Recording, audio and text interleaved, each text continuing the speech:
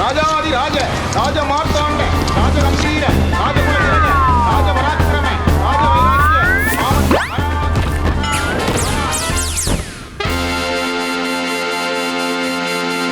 வணக்கம் மக்களே, இது நியூஸ் 18 தர்பார். நான் உங்க எழில். பரபரப்பா ஓடிக்கிட்டு இருக்குது சமூக வலைத்தளத்துல. உருட்டி உருட்டி விளையாடுறாங்க. அவர் அதை காணுங்க, இவர் அங்க ஒருத்தரை தேடுங்க, இந்த பக்கம் நாங்க இங்கிட்டு ஒருத்தரை தேடுன்னு சொல்ல கடைசியில எல்லாரும் அருவாள் எடுத்து வெட்டுற மாதிரி இப்படி கையை வெட்டன்னு ஏகப்பட்ட கலவரம். அதுலயும் சோசியல் மீடியாவில் அடிச்சுக்கிறதான் இல்லை, அந்த அளவுக்கு ஓடிக்கிட்டு இருக்காங்க. என்னடா நடக்கு நம்மளை சுத்தி இந்த நாட்டில் அப்படின்னு நீங்க யோசிக்கும் போது தர்பார்ல எடுத்து கொண்டு வந்து கொடா கொடன்னு கொட்டுவோம். பாருங்க, என்ஜாய் பண்ணுவோம், நிகழ்ச்சிக்குள்ள போவோம். செம்ம சீனுமா. வண்டி எடுத்து வண்டி நேராக தைலாவரத்துக்கு சர்ன்னு போகுது. அங்கே போனால் வர்றதை முன்ன கூடி சொல்லியிருப்பாங்கல்ல, ஆரத்தி தட்டோட ரெடியாக இருக்காங்க. அன்புமணி ஐயாவும் சௌமியா அம்மாவும், அதாவது சட்டசபையில் தேர்ந்தெடுத்ததுக்கு அப்புறம் முதல்ல போகிறாங்கடா. அப்படி ஆரத்தி எடுக்கிறத கொஞ்சம் பாருங்க, கண்ணில் ஒத்திக்கிருவீங்க.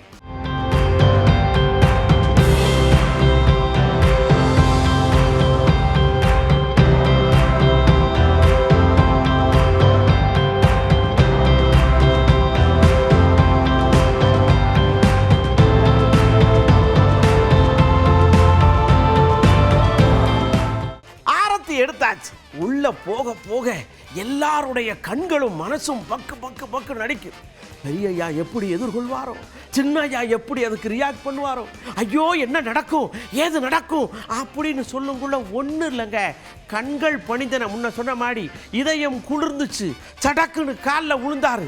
கட்டி பிடிச்சி மகனேன்னு அப்பா சொல்ல, இந்த பக்கம் அப்பான்னு மகன் சொல்ல, அப்பா எங்க காணோன்னு சிங்க் ஆயிடுச்சா, அப்படி போயிடுச்சு.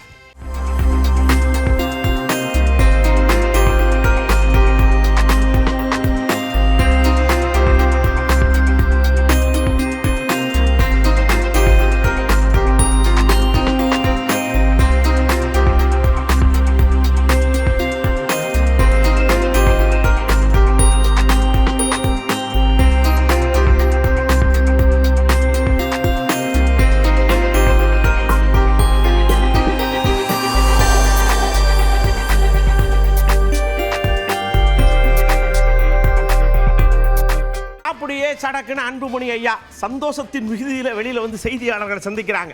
இனிமே எல்லாம் நல்லா நடக்கும். கல்யாண நாள் சடக்குன்னு போய் வந்தாச்சு, எல்லாம் பார்த்தாச்சு. இனிமே எந்த பிரச்சனை இருக்காது, எல்லாம் ஹாப்பியா இருப்போம். தமிழ்நாட்டுக்கு இனி நல்ல காலம்ன்ற மாதிரி பேசிவிட்டாருங்க. இன்று அப்பா அம்மாவுடைய திருமண நாள். குடும்பத்துடன் சென்று அவர்களுடைய வாழ்த்துக்களையும் ஆசீர்வாதங்களையும் பெற்றுக்கொண்டோம். இனி நல்லது நடக்கும். இந்த 1.5 ஆண்டுகளுக்கு பிறகு சந்திச்சிருக்கீங்க, எப்படி இருக்கு உங்க மனநல? கருத்து வேறுபாடு முடிவுக்கு வந்துருச்சீங்களா? கருத்து வேறுபாடு முடிவு வந்து இனி நல்லது நடக்கும். சடக்குன்னு என்னடா இப்படி நடக்குதே அப்படின்னு யோசிக்கிற நேரத்துல எல்முருகன்னாச்சி அவங்க அப்பாவை தேடி போனார். எந்த அப்பாவன் பார்த்தீங்களா? அண்ணாமலையானே, நீதான் எனக்கு கதி, இந்த உலகத்தில் இருக்க பெரிய அப்பா நீதானே, அந்த அப்பாவை தேடித்தாயா உன் மகைய வந்திருக்கேன்னு சொல்லி முருகைய சர்ன்னு போயிருக்காரு. அண்ணாமலையில போய் அப்பாவை தேடி.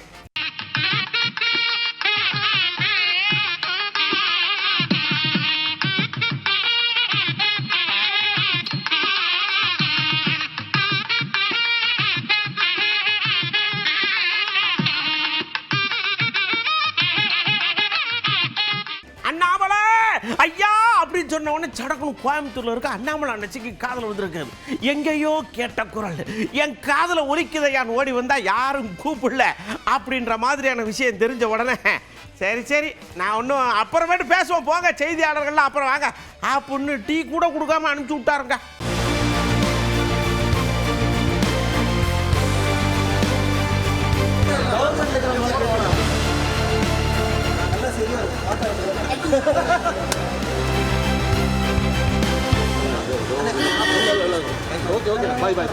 மேயர் அக்கா பிரியா அக்கா ஐயோ பிரியாக்கா வாய திறந்து பேசினாலே அருவி மாதிரி கொட்டும் நீங்கள் எதிர்பார்ப்பீங்க.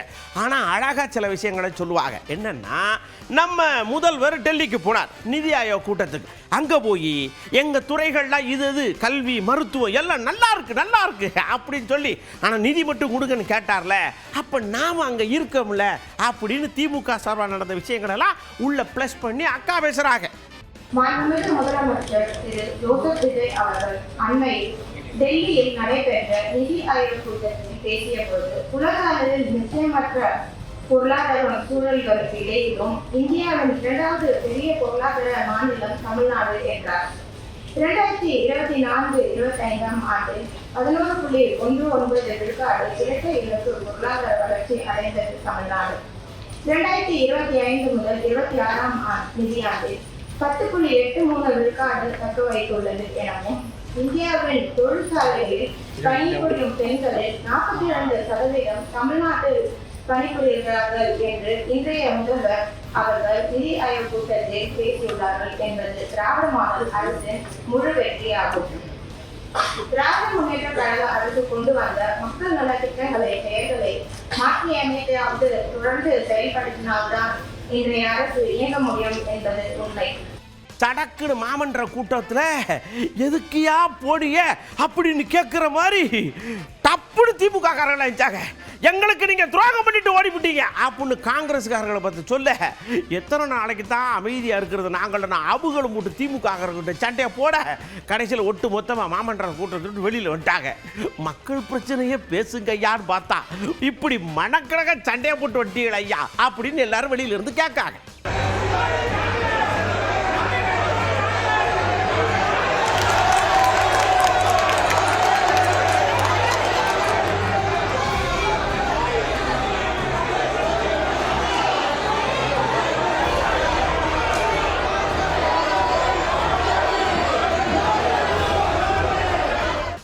காரைக்குடி மாமன்றத்தில் கூட்டம் நடக்குது.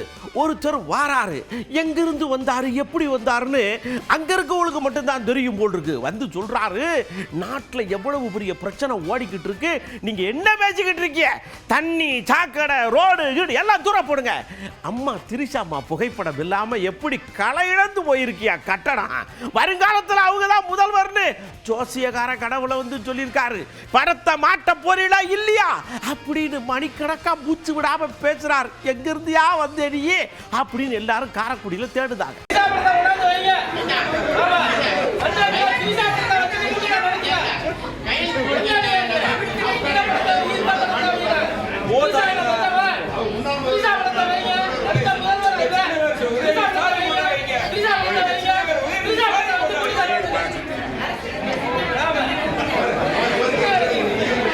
அப்படியே இந்த பக்கம் நம்ம முதல்வர் ஐயா எது செஞ்சாலும் சட்டசபையில, ஐயா தபாலகர் ஐயா நீங்க ஓகேனா நான் செய்யறேன், நீங்க கட்டுனா நாங்க நிறுத்துறேன், நீங்க டபுள் ஓகேனா எல்லாம் பண்றேன் அப்படின்னு இது பண்ணுவார்ல. வாங்க இத பத்தி ஒரு சின்ன விஷயமா பார்த்து வருவோம். அதாங்க அவரு audio launch function, trailer launch ஃபங்க்ஷன்லாம் இதுதான் அவருடைய பாணி. அதுதான் இங்கேயும் அவர் கடைப்பிடிக்கிறாரு. சொல்லப்போனால் சட்டமன்றத்தை வந்து கிட்டத்தட்ட ஒரு சினிமா தேட்டர் மாதிரி ஆக்கிட்டாங்க. இன்னைக்கு விசில்லாம் அடிக்க ஆரம்பிச்சிட்டாங்க. இதெல்லாம் வந்து சபையே பார்க்காதது, விசில் அடிக்க ஆரம்பிச்சிட்டாங்க. இன்னும் ஒரு மினிஸ்டர்லாம் டான்ஸ்லாம் இந்த நேரத்தில் ஆட ஆரம்பிச்சிருவாருன்னு நினைக்கிறேன். பாட்டெல்லாம் போட்டு ஐட்டம் சாங்லாம் போடுவாங்க. வந்து பிளான் பண்ணி தான் பண்ணுறாங்க. இது ஸ்கிரிப்டடாக தான் இருக்குது. இது நாங்கள் எதிர்பார்த்தது தான். ஓரளவுக்கு மேலே பொறுத்துக்க முடியல. ரொம்ப எங்களுடைய இப்போ ரொம்ப ஆர்டிஃபிஷியலாக பேசுகிறாரு, நடிக்க ஆரம்பிச்சிட்டாரு. இங்கேயும் இப்போ செய்கையெல்லாம் கொஞ்சம் நடிச்சுக்காரு, ஆக்ஷன்லாம் இன்னும் ஸ்பீக்கர் வந்து ஆக்ஷன் கட்டு அதெல்லாம் இனிமேல் சொல்லுவாருன்னு நினைக்கிறேன். 1 மோர்லாம் போவாங்கன்னு நினைக்கிறேன். அப்படியே ஐயா சட்டசபைக்கு வந்தா அப்படியே நடிச்சுக்கிட்டே இருக்காருங்கயா. அவர் சரியான முதல்வர், நான் தான் முதல்வர் நம்ப மாட்டேங்காருங்கயா அப்படின்னு உதயநிதியா குற்றமா சொல்றாரு. செங்கோட்டையாட்ட போய் இதை கேட்டா, என்னங்க நீங்க இவ்வளவு நாள் ஆச்சு இதையே கேட்டுக்கிட்டு இருக்கீங்க. அவர் ஒரு மாபெரும் நடிகர், அந்த நடிப்பு தொழிலை விட்டுட்டு தான் இங்க வந்திருக்கார். அது கண்டினியூ ஆகும்ல, ஒரு ரத்தத்தில் இருக்கும்ல.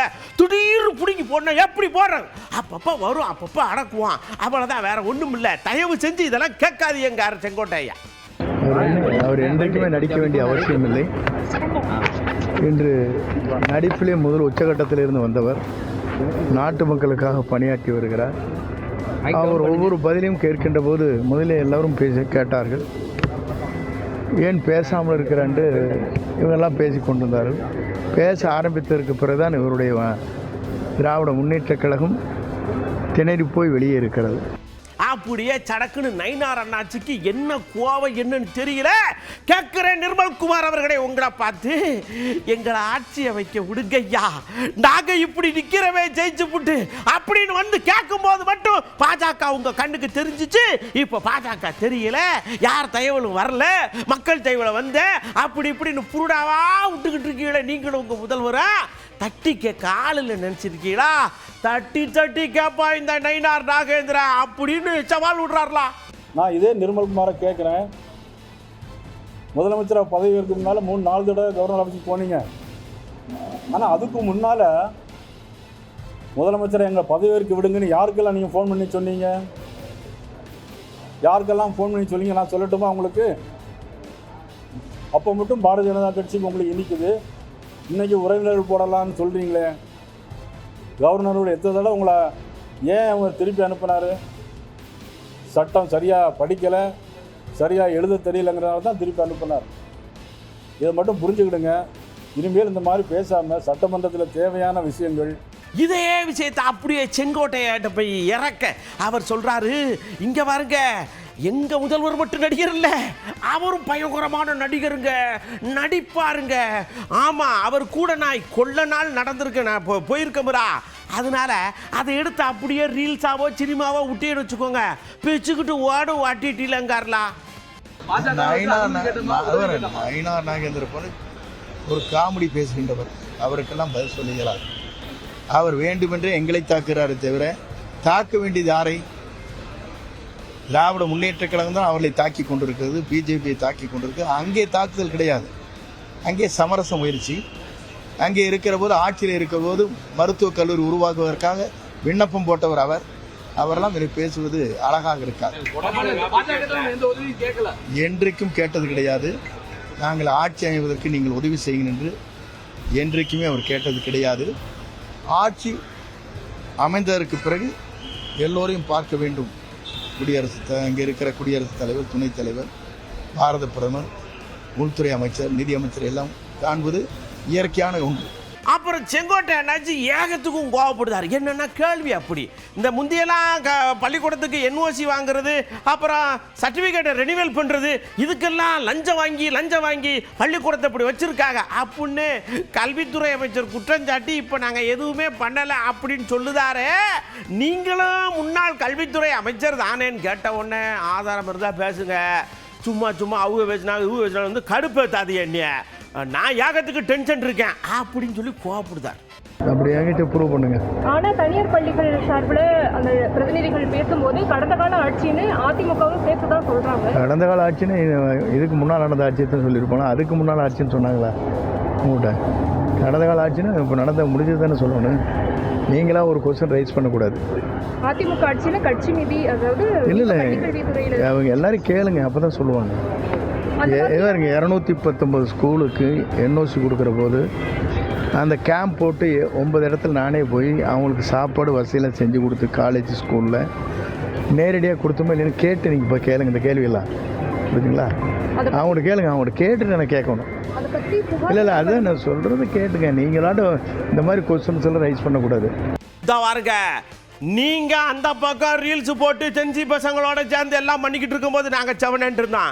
எங்க ஜென்சி ஆளுங்க மேல கையை வைக்கிறாங்களா வச்சுக்கிறாதிய, அப்புறம் அதுக்கு வேற மாதிரி ஆகி போவோம். நாங்க ஏதோ அமைதியா இருக்கோம்னு நீங்க வாட்டுக்கு கிள்ளுக்கிறையா நினைக்காதீங்கன்னு பாரதி ஐயா அப்படியே பரபரன்னு பேசுறாருல. ஆமாங்க, அவங்களுக்கு இருக்கிற பயமே அவங்க செய்த தில்லுமுல்லாம் இந்த 2 நாள்ல, இந்த 40 நாள்லேயே இந்த பசங்க சாயத்தை வெளுத்துட்டாங்க. ஆகினால இது வளர விடாமல் பார்க்கலான்னு பார்க்குறாங்க. ஆனால் திமுகவை பொறுத்த மட்டும் அந்த காலத்தில் நாவலில் சொல்வார், அடிக்க தான் பந்து உந்தோம், அரைக்க தான் சந்தனம் மணக்கும், தீட்ட தான் வைரம் ஜொலிக்கும்.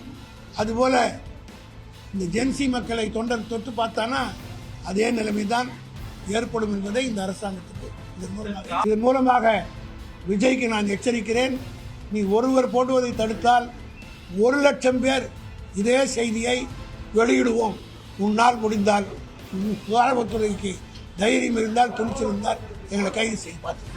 அப்படியே இந்த கோவத்துல ஆர் ராசா ஐயாக்கும் பங்கு இருக்கிற மாதிரியே பண்றாரு. யாயா என்னையா இப்படி பண்றீங்க? இங்க இருந்து அங்க போய் எல்லா வேலையும் பாக்குறீங்க, மினிஸ்டர் ஆகிறீங்க, எல்லாம் செய்றீங்க, ஆனா சண்டை மட்டும் ஏகத்துக்கு போடுறீங்க அப்படின்னு அவர் ஏதோ ஒரு கோபத்துல பேசுறார். கொஞ்சம் பொறுத்து பாருங்க ஐயா அப்படின்னு எல்லாரும் ஆர் ராசாவை பொறுக்க சொல்றாங்க. நான் கேட்கிறேன், தமிழ்நாட்டுடைய முதலமைச்சராக ஆகிவிட்டீர்கள், எப்படி ஆனீர்கள்? இப்போது விளக்கம் சொல்லிக் கொண்டிருக்கிறீர்கள். எங்களால் தேர்ந்தெடுக்கப்பட்ட, எங்கள் கூட்டணியிலே தேர்ந்தெடுக்கப்பட்ட சட்டமன்ற உறுப்பினர்களை அனுப்பி வைத்தோம், ஆட்சி பொறுப்பிற்கு வந்திருக்கிறது சொன்னீர்கள். அதற்கு அவர் பதில் சொல்லிக் கொண்டிருக்கிறார், நாங்கள் அவர்களை அமைச்சர்களாக ஆக்கியிருக்கிறோம் என்று சொல்கிறார். அமைச்சர்களாக ஆக்குவதற்கு உங்களுக்கு வெட்கமில்லை, அமைச்சரை பொறுப்பை ஏற்றிருக்கின்ற அந்த கட்சிகளுக்கு வெட்கமில்லை. 2 பேருக்கு அரசியலில் வெட்கமில்லாத 2 பேர் சேர்ந்து கொண்டு நாங்கள் ஆட்சியை நடத்துகிறோம் என்றால் நாங்கள் ஏன் வருத்தப்பட வேண்டும்? நாங்கள் ஏன் வருத்தப்பட வேண்டும்? இதற்கு முதலமைச்சர் அந்த ஸ்கிரிப்டை மட்டும் பார்க்காம படிக்கிறார். நேற்று ராத்திரி ஃபுல்லா ரிஹர்சல், மற்றதெல்லாம் பார்த்து படிக்கிறார். வன்னியரசு ஐயாட்டையும் போய் கேட்ட உடனே, இல்லைங்க அங்கிட்டு அலைச்சல் ஜாஸ்தி, அண்ணன் கொஞ்சம் உடம்பு சரியில்லாமல் கொஞ்சம் அவர் கவலையில் இருக்கிறாரு, இப்போ விட்டுருங்களேன், ஒரு மாதம் கழித்து நம்ம எல்லாத்தையும் அழிச்சு கழிச்சு எல்லாத்தையும் பார்த்துருவோமா அப்படின்னு பேசுகிறாரு. உள்ளுக்குள்ளே என்னமோ ஓடுது. இல்லை, மரியாதைக்குரிய அண்ணன் ஆர் ராசா அவர்கள் சமீப காலமாக மனப்பிறழ்வு நோயால் பாதிக்கப்பட்டிருக்கிறார் என்று தெரியவில்லை. அதாவது எதை பேச வேண்டும், எதை பேசக்கூடாது என்கின்ற ஒரு வரையறை இல்லாமல் பேசுகிறார். மரியாதைக்குரிய முதல்வர் அவர்கள், முன்னாள் முதல்வர் அவர்கள் அவரை அழைத்து கண்டிக்க வேண்டும். ஏன்னா அவருடைய செயல்பாடுகள் விடுதலை சிறுத்தைகளை குறிவைத்து விடுதலை சிறுத்தைகளை தூண்டி விடுகின்ற வேலையை செய்கிறார்கள்.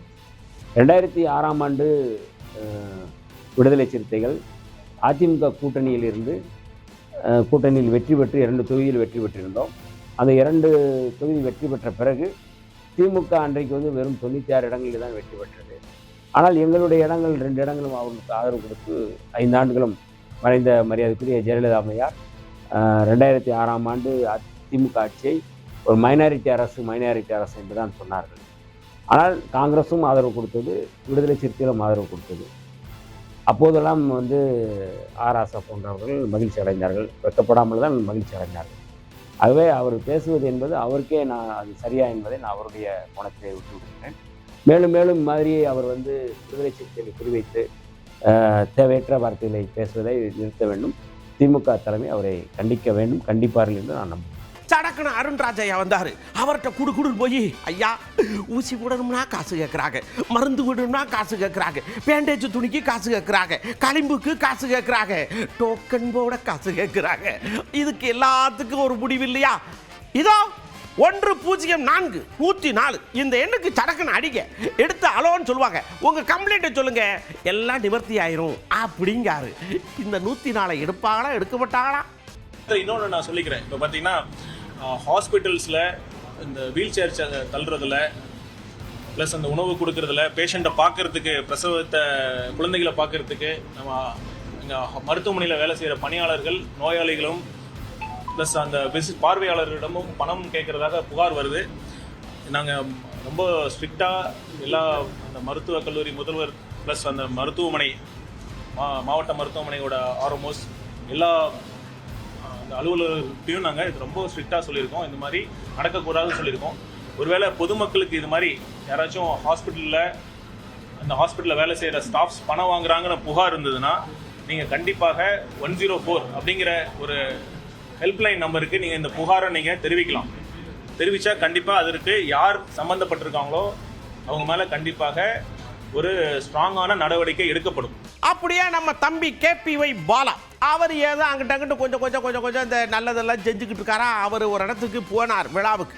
அந்த உடனே நம்ம ஆளுக்கு சும்மா இருப்பாங்களா, சடக்குன்னு அண்ணாச்சே இந்த திருச்சியில் இடைத்தேர்தல் வருதாமலா, அதில் நீங்கள் நிற்க போகிறதா அப்படின்னு சொல்லி முடிக்கிறங்க.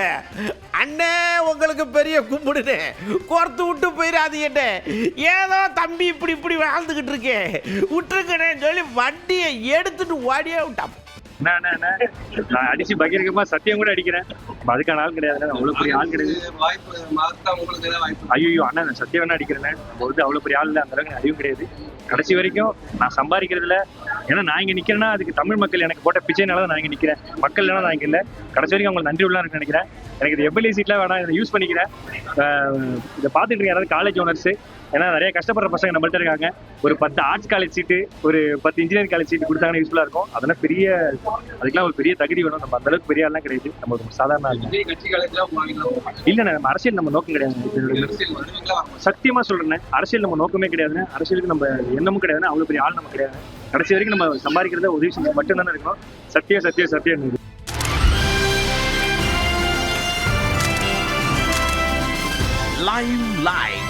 அப்படியே நாம லைம் லைட்டுக்குள்ள போறோம். எங்க தலைவர் சூப்பர் ஸ்டார் ஐயா மைக்கை பிடிச்சி நிற்கிறாரு. என்னமோ உலகத்துக்கு சொல்ல போறாரு அப்படின்னா உள்ளுக்குள்ள இருக்கிறத வெளியில கொட்டுறாருங்க. என்னையே பேசுங்கன்றாங்க. நாம பேசினாலும் பிரச்சனை ஆக்கிடுறாங்க, பேசலைனாலும் பிரச்சனை ஆக்கிடுறாங்க. சடக்குன்னு இமயமலை போனாலும் அதையும் பிரச்சனை ஆக்கிடுறாங்க. ஆனால் இமயமலைக்கு போனால் எனக்கு கொஞ்சம் நிம்மதியாக இருக்குன்ற மாதிரியே அண்ணன் சொல்கிறார். இந்த பேச அழைக்கிறோம் சொன்னாலே ஒரு தயக்கமாக இருக்கு. ஏன்னா நான் பேசினாலே ப்ராப்ளம். ஒன்று எனக்கு ப்ராப்ளமும் மற்றவங்களுக்கும் ப்ராப்ளம். ஏதாவது வந்து கழுப்பிட்டே இருப்பாங்க, ஏதாவது பேசிகிட்டே இருப்பாங்க. நான் சும்மா இருந்தால் இவர் என்ன பேசவே மாட்டேங்கிறாங்க, வாயில் என்ன கொலைக்கட்டே வச்சுருக்காரா அப்படின்னு சொல்லி கலாட்டா பண்ணுவாங்க, கிண்டல் பண்ணுவாங்க. பேசுனா இப்போ பேசு அப்படின்னு சொல்லுவாங்க. மற்றவங்க வந்து இவர் பேசாமல் இருக்க, இவர் பேசிக்கக்கூடாது அப்படின்னு சொல்லுவாங்க. ஸோ என்ன பண்ணுறது?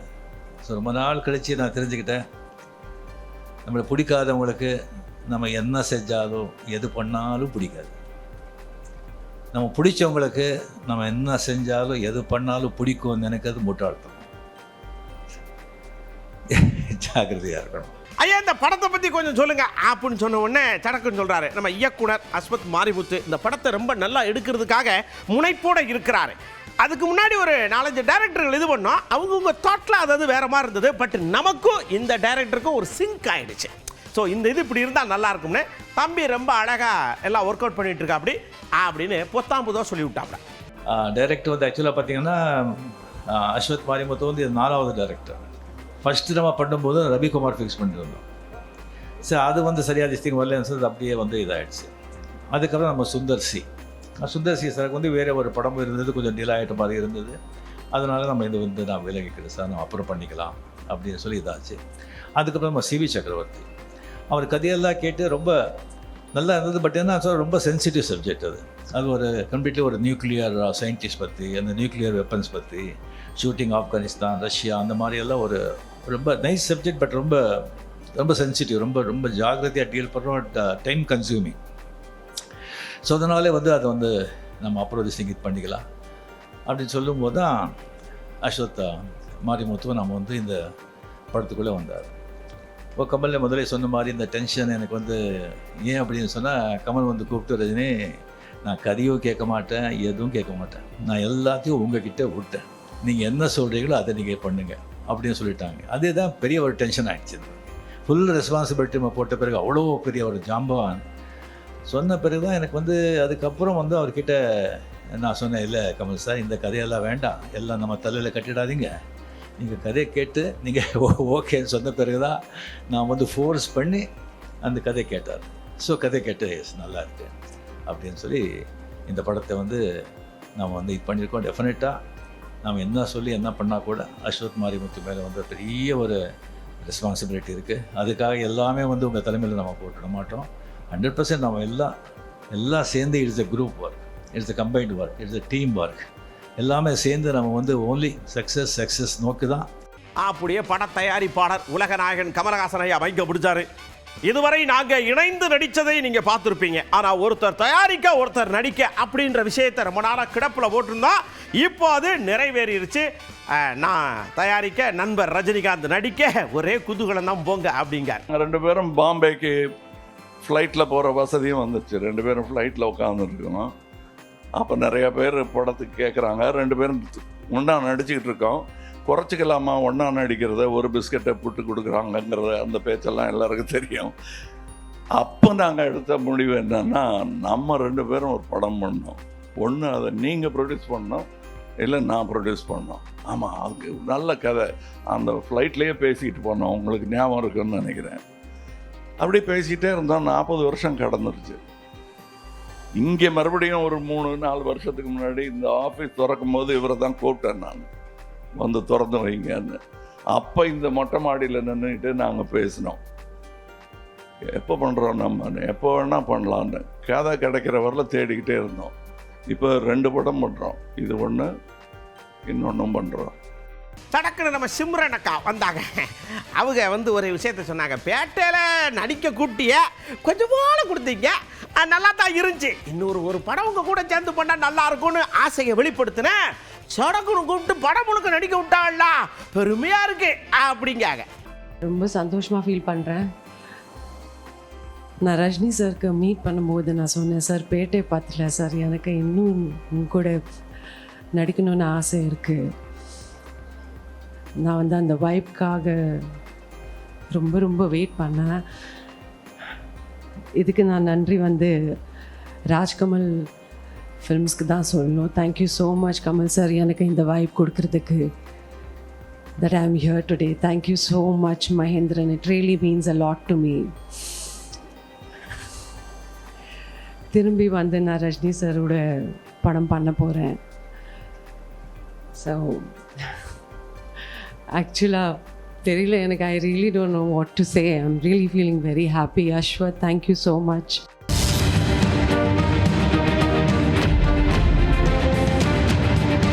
அப்படியே மக்கள் எல்லாம் கூட்டம். யூடியூப்பை ஓப்பன் பண்ணால் போதும், இல்லை ஷார்ட்ஸ் ரீல்ஸை ஓப்பன் பண்ணால் போதும். ஹாய் ஃப்ரெண்ட்ஸ், இந்த கடையை பாருங்க, இந்த கடையில் இருக்கிற பஜ்ஜி வடை லடா எல்லாம் சூப்பராக இருக்கும், வாயில் வச்சா கரைஞ்சி உள்ளுக்குள்ளே சரணி தொண்டைக்குள்ளே போயிடுது, உள்ளே ட்ராவல் ஆகுறது தெரிய மாட்டேங்க அப்படின்னு ஏகத்துக்கும் பில்டப் கொடுக்குறாங்க. இதை நம்பி வண்டி எடுத்து கடைக்கு போனால் பக்கத்தில் வடையை கையில் பிடிக்க கூட முடியலங்க, அந்த அளவுக்கு பா அப்படிங்கிற மாதிரி இருக்கு. இந்த மாதிரி நீங்கள் ஏமாந்துருக்கீங்களா, இல்லை போய் உண்மையிலேயே ரசித்து ருசித்து சாப்பிட்ருக்கீங்களா? பதில சொல்லுங்கன்னா எண்ணெயில் போட்ட வடை மாதிரி சர்ரு கொப்பளிக்காக பதில்ல. சாலையோர உணவு அப்படிங்கிறது வந்து உள்ளபடியே சுகாதாரமற்றது தான். இதில் அரசு வந்து எந்த விதத்துலையும் உங்களுக்கு உதவி பண்ண முடியுமா அப்படிங்கிறதெல்லாம் வாய்ப்பே கிடையாது. இலையை பயன்படுத்த மாட்டாங்க, இந்த பிளாஸ்டிக் இது மாதிரி பேப்பர்லாம் பயன்படுத்துகிறாங்க, அதெல்லாம் அவங்க தவிர்க்கணும். இங்கே என்ன பிரச்சனைனா அந்த எண்ணெயெல்லாம் கொஞ்சம் மாற்ற மாட்டேங்காங்க. ஆமாம், அது போக அந்த சுத்தபத்தம் கொஞ்சம் சரி கிடையாது. சூப்பராக இருக்குது, நல்லா இருக்குது அப்படின்னு சொல்லி அதை எப்படி செய்முறையோடு போடுறாங்க. ஆனால் அதை நம்பி நம்ம போய் பார்த்தோம் அப்படின்னா அதில் சுகாதாரம் இல்லை. தரமான உணவு தான். அந்த உணவுக்கு வந்து கட்டுமான இருப்பிடங்களை வந்து அரசு அவங்களுக்கு ஏதாச்சும் உதவி செய்து நல்ல இடத்தை அமைச்சு கொடுத்தா அந்த உணவு சிறந்த உணவாக இருக்கும். அப்போ தான் அவங்களும் அதை ஃபாலோ பண்ணுவாங்க. அதை செய்யாமல் கேள்வி கேட்குறதுக்கு மட்டும் வந்தால் மக்கள் என்ன பண்ணுவாங்க? வேறு வழி இல்லாமல் நாங்கள் சாப்பிட்டுட்டு போயிட்டு தான் இருக்கோம். நாங்கள் டிரைவர்கள் மேக்சிமம் பார்த்தீங்கன்னா அதை எதிர்பார்க்க முடியல, கிடைக்கிறத சாப்பிட்டுட்டு ஓடிக்கிட்டு இருக்கோம். எங்களை மாதிரி டிரைவர்கள் வந்து கண்டிப்பாக ரோட்டோர கடையை தான் விரும்பி சாப்பிடுவோம். என்ன காரணம்னா எங்கள் வயிற்றுக்கு எதுவுமே செய்யாது. கொஞ்சம் தண்ணிகளை சுத்தமாக வச்சுக்கணும், அதுகளை சரியாக பயன்படுத்துங்கன்னு ஒரு இன்ஸ்ட்ரக்ஷன் அந்த உரிமையாளர்களுக்கு கொடுக்கலாம். ஒரு வாரத்துக்கு ஒரு டைம், மாதத்துக்கு ஒன் டைம் இந்த சாலைப்புற ஓரத்தில் இருக்க ஹோட்டல் எல்லாமே வந்து செக் பண்ணால் நல்லாயிருக்கும். சுகாதார அதிகாரிக்கு வந்து அதை ஆய்வு பண்ணணும். அது உளுந்தூர்பேட்டை பொதுமக்கள் சார்பாக நான் கேட்டுக்கொள்கிறேன். ரோட்டோர கடையை தான் அதிகமாக மக்கள் விரும்புவாங்க, ஏன்னா ரேட்டும் கம்மியாக இருக்குது, இன்னொன்று ஃபுட்டும் கொஞ்சம் இதாக தெளிவாக கொடுக்குறாங்க. பிளாட்பார கடையெல்லாம் வரிசையாக இருக்குது, ஆனால் எல்லாரும் பொதுமக்கள் எல்லாருமே சாப்பிட்றாங்க. தள்ளுவண்டி உணவகங்கள்லாம் நல்லா தான் இருக்குது. அன்றாடம் வந்து அவங்க செய்து கொடுக்கறதுனால ஒன்றும் பிரச்சனை இல்லை. அதனால் இப்போ இடையில கேஸ் சிலிண்டர் வேலைலாம் கூடி போச்சு, அதனால் இந்த பிளாட்பார கடை தான் நல்லது. இன்னொன்று என்னென்னு கேட்டிங்கன்னா அவங்களுக்கு சாட்டிஸ்ஃபைட் ஆகுது மணி ப்ராப்ளம். அது சுத்தமாகவும் சுகாதாரமாகவும் ஒரு சில கடைகளில் இருக்குது, ஒரு சில கடைகளில் தான் இல்லை. ஒரு சில இடங்களில் மட்டும் கொஞ்சம் சுத்தபத்தம் இல்லாமல் இருக்குங்க. அதாவது ஒரு ஆட்டோ ஓட்டுறவர் அன்டைமில் போய் சாப்பிட்றாரு, ஒரு கூலி வேலைக்கு போயிட்டு வரவங்க, மற்ற நேரங்களில் வீட்டில் முடியாமல் இருக்கிறவங்களுக்கு ஒரு தெருவோர கடைகள் தான் வாங்கி உணவு கொடுக்க வேண்டிய நிலைமையில் இருக்குது. அடுத்த தர்பாரில் சந்திக்கிறேன். அதுவரை உங்களிடமிருந்து அன்போடு விடைபெற்றுக் கொள்வது உங்கள் அன்பு நண்பன் எழில். வணக்கம் மக்களே.